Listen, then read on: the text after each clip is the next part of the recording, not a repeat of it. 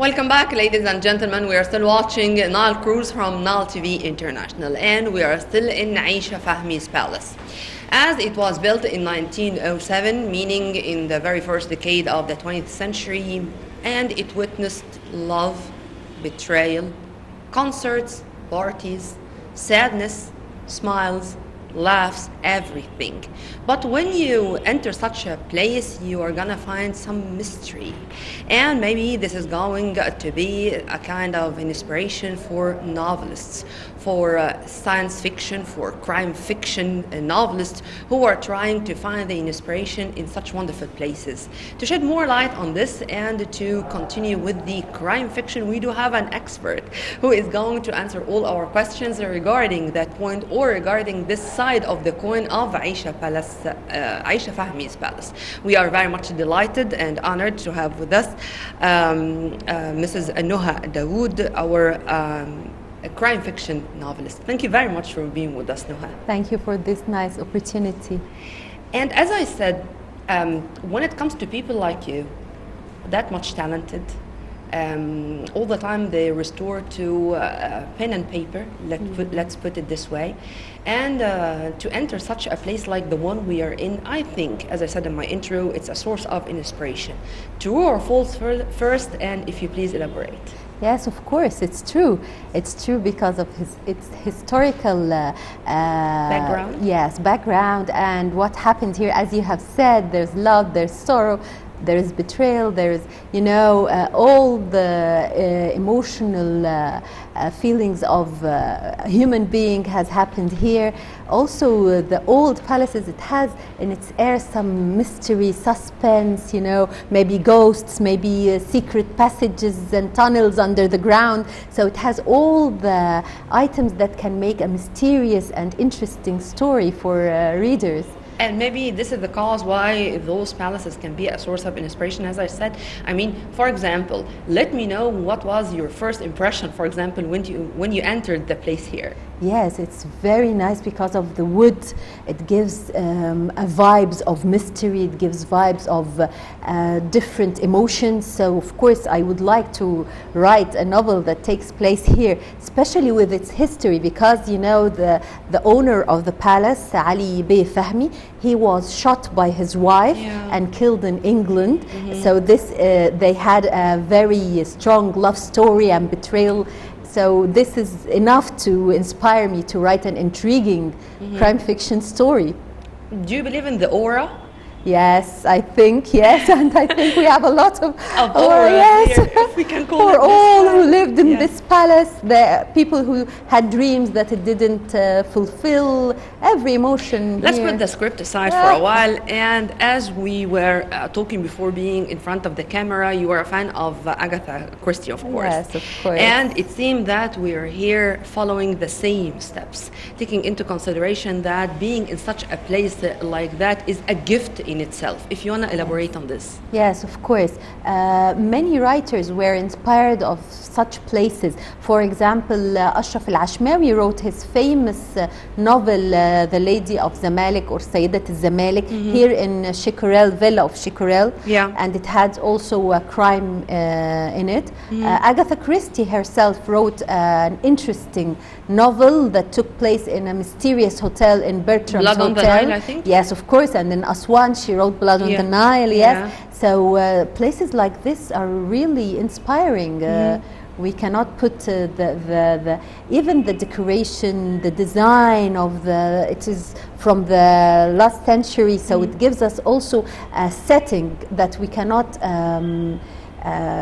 this was my coming question, because when I knew that this palace was built and designed, of course, by an Italian architect, meaning that, but on the classical European style, meaning that, as you've kindly mentioned, this is taking us to the medieval ages, for example. Yes. Have you felt that? Yes, of course. Once we entered, and even from the outside, the pink bricks that surrounds the palace, it has a very interesting vibes, you know. And also, when we think that if we are inside this palace, every corner, how can we use it to be one of the heroes of the story? Because not only characters are our main items in the story, places too, and this is an interesting setting for an interesting story with all what happened, as we have said. By the way, there are many people who are mixing the crime fiction and horror fiction. Yes. I mean, to have this kind of mix between you and Edgar Allan Poe, for example. Yes, yes, and of course. To take this into consideration, this means that this mix can produce or can inspire you, or of course other novelists with certain themes, certain situations. Yes. True? I believe that crime fiction and horror are two different genres. Yeah. Edgar Allan Poe himself, he wrote horror and he wrote also crime fiction. Yes, maybe he's the first European writer to write crime fiction. To mix. Yes, and he mixed it with horror, that's true. But I myself believe that there is nothing more horror than an evil person. Yeah, in crimes. Sure. This is what I believe, because I feel that the reality and the truth that we live with human beings that have evil inside their soul is more horrifying than ghosts. Honestly, Iago in Othello. And jinn and yes, of course, is my threat yes, all over the time. It's the life-threatening devil I had all the time. So that's what I believe in. I think that crime fiction maybe is more horrifying than horror. Also, I want to know more about your vision regarding crime fiction or horror fiction or both, as they are in a way related more to the medieval ages. But to have them prevailing in our modern history, I don't think it's with the same strength. True? Every era has its vibes and has its surroundings that can be used. The first crime fiction was written in Alf Layla wa Layla, Thousand Nights and Nights. It was written for Harun al-Rashid and Gafar. They were the main characters for the first crime fiction among the world. It was written in the East, okay? But nowadays we have more challenges, having the forensics developing and the cameras, the footage, everything that developed by now made more challenges for writers, especially in crime fiction, how we can challenge all these sciences and get out with a murder, an intriguing murder. The forensics and the DNA experts can be the solution for such issues. This challenges us as writers, but also murderers are evolving too, and they are developing themselves too. So for me as a writer, it is exciting to explore such areas. Yeah, and because of this, in your novel Crime in Building 47, you relied on technology? Yes, this was the first time that I used a technology in crime fiction, and I think readers liked it so much because it also had a paranormal part. So this mix was very interesting. And the new novel Two Bodies and the Third Under My Feet, it was totally different, and it seems, or in my humble opinion, is going to be a turning point in your career. I hope so, because it has a large part happening inside the human soul. It was a disturbed lady who were writing her diaries. Okay, so we don't know where is the truth and where is the part that she's going to evolve in. So this was new for me as a writer, and I had to read a lot in psychology and psychiatrist knowledge so I can write such a novel. It was very interesting for me and challenging. Yes. Also, I wanna ask you something as a novelist, because many of the writers, whether they are novelists, they are even drama writer, they would say that I only put the skeleton of the character, and then the character itself will take me to its future and to its development. True? That's true. Before I began writing, I used to hear writers say like that, and I was very astonished. How does a character that you have created leads you through the path of the novel? And then when I began writing, I discovered that this is really true. And once the character is put on the paper, it has its own style, it has its own path that it drags the writer behind her. Some writers are saying or describing what they're doing as if they are bleeding their soul on the papers, or taking part of their soul to give it as a gift to the readers. I don't know if this is a kind of exaggeration or this is what's taking place on the ground. I like very much how you phrased it. This is true. Maybe not bleeding, but of course I put a part from me in every novel I write, maybe as a part of a character, or maybe as a belief that I believe in, a value that I would like to discover with my with my readers. The latest novel, Rida, is my latest novel that was produced maybe from a month ago. Rida was after the hotel, the murder of Mrs. H. Yes, this is the latest one from maybe 1 week or 10 days. Yes, great. Rida, this is exclusive for us. Yes, great. Yes, it's now in the bookstores. I hope that all readers will enjoy it.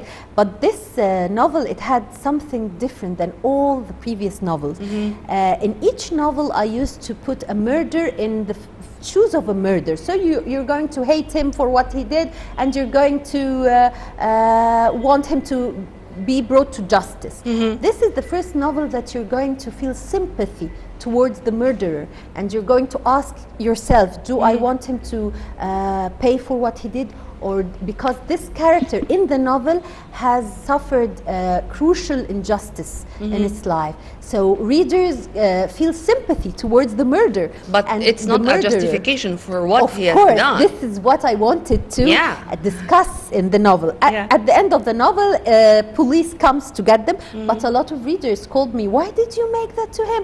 He had a lot of injustice in his life. I was enjoying how I challenged the reader's perspective, you know, because every one of us has a perspective. I was enjoying challenging them and intriguing their perspective and their values in such a novel. So it has a different vibes than all my previous novels. No, I don't know if this is personal or no. How much time do you take for a novel? Maybe 6 months, 8 months. According to what? Because why I'm asking these questions, because I was fortunate enough to meet with very talented artists, novelists, you name it, of course. Talented people. Let's put it this way. And there is something which is called, or they name it, innovation block. Yes. Which we all suffer, by the way. Yes, of course. When you are suffering such a thing, what do you do to get out of the experience? Yes, of course. This is one of the most challenging parts of the writing experience, the writer's block.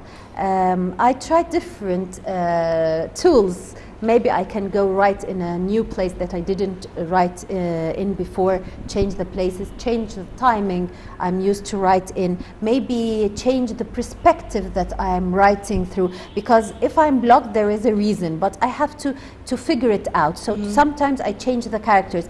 The novel that I'm writing now, I got stuck in it, and then I found out that the protagonist whom I choose to be my protagonist is not the one better to say this story from his point of view. So I have changed the characters of the novel, and then I found that it's going to be written easily. So I have different styles. Then you go with the flow. Yes. This is the moment that the writer is waiting for with every novel, to go with the flow, as you have said. And because of this, I've borrowed this term, bleeding part of myself on the paper. Yes. And this is also building a kind of a very special relation between you and your readers, as if you know all of them, and as if those characters already are there with you reading, as if we are both together reading the very same thing. There's only one difference, that you were the one who wrote that. True? That's true. That's true, of course.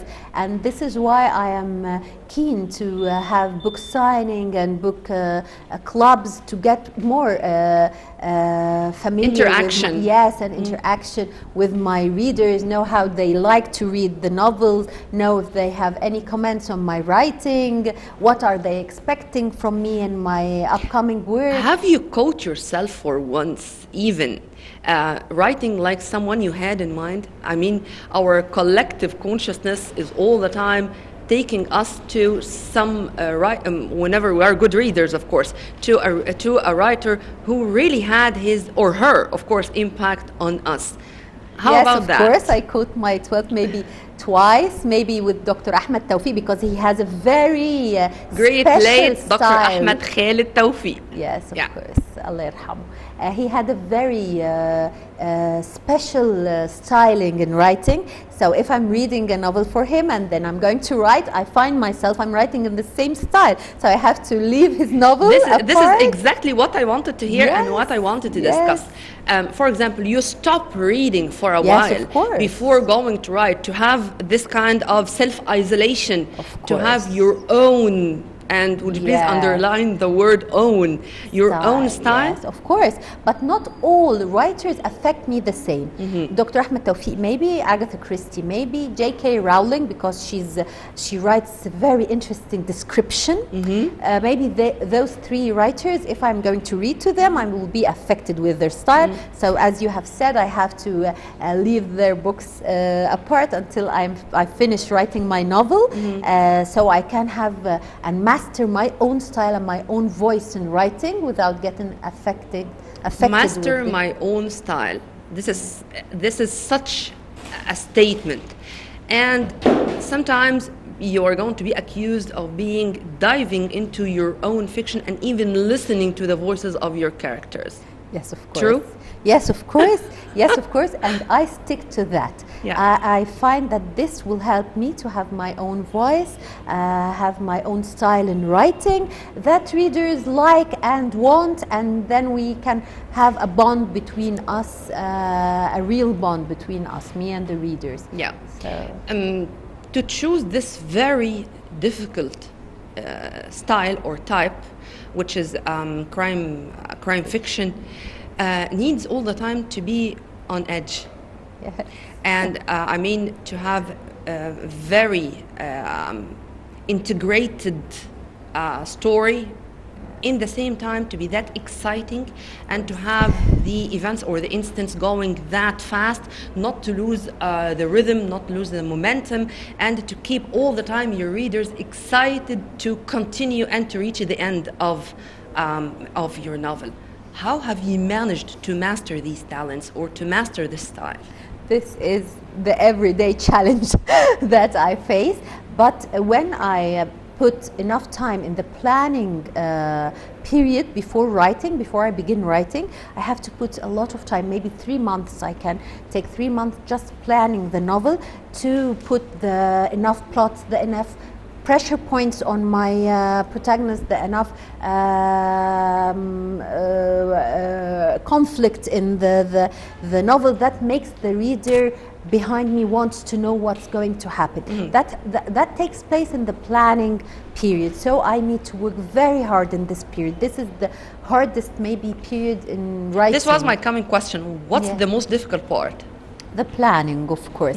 The planning to reach, as you have said, a novel that has everything inside. Because crime fiction is not only about the crime, it has also a world in itself. Yes, the social and the drama conflict that brings the crime to life. Thank you very much for being with us, Noha. Thank you for this nice opportunity.